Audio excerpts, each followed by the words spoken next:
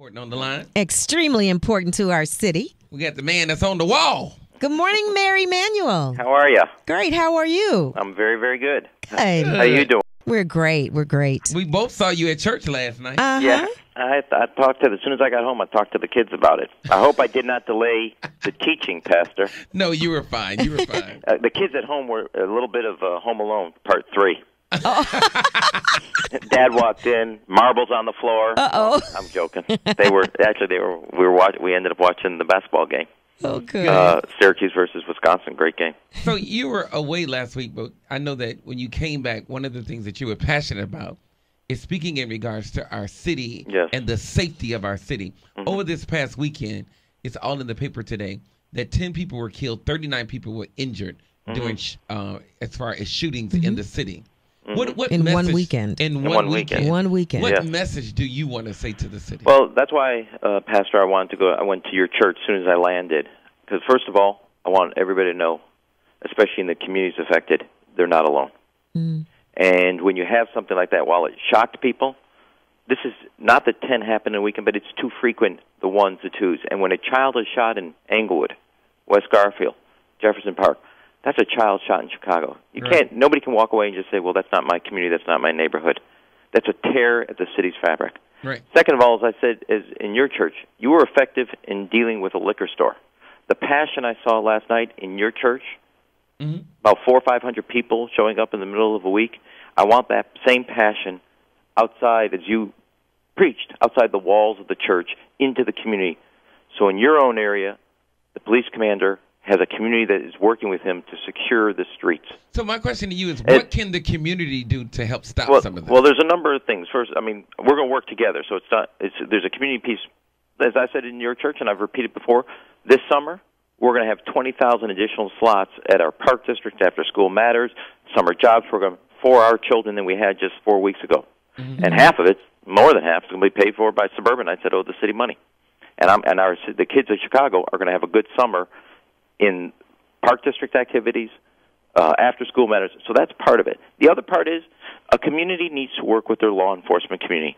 Beyond law enforcement, we have to get kids safe with, I think, both after-school activities as well as a curfew. And then third, we have a particular problem we're all going to have to be honest about. Chicago has a gang and gun problem that surpasses other cities. And I want everybody to know that in the city, the streets, the neighborhoods, the front porches, those are for kids and families. They're not for gangbangers. Our streets are not shooting galleries for them to be retribution, taken off on each other, and getting innocent kids caught in that shooting. Right. These gangbangers do not own our streets. They're for law-abiding citizens, they're for families, they're for children, and the police, working with community, have to secure those streets. We have a long road, but nobody and no community is not part of this city. I was at a meeting about 2 weeks ago, and there were some people from a community saying that we called the police, but then they don't respond.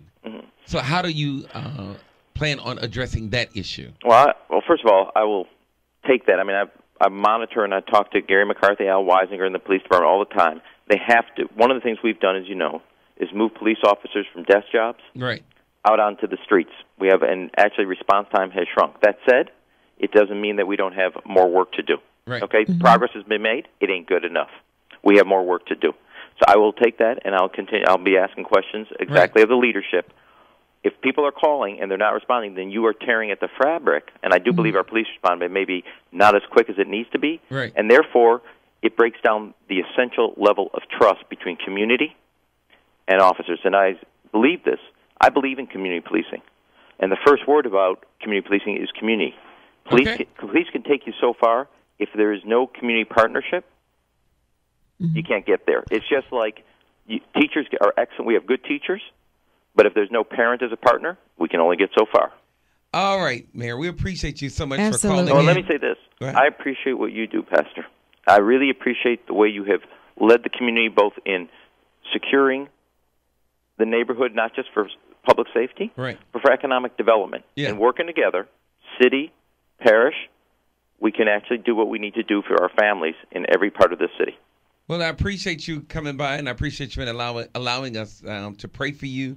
And we have to pray for you that God just surround you with the right people, and that you put the right people on the right posts so that we can have a safer city. Well, I appreciated that, Pastor, and I appreciate that you do that both for myself and for District Commander Carter last night. Right. Do me a favor, and I know you will do this. Just pray for our children in the city of Chicago, and that's good enough for me. We got it. Thank you so much. All right, we appreciate you. Have a good day. You too.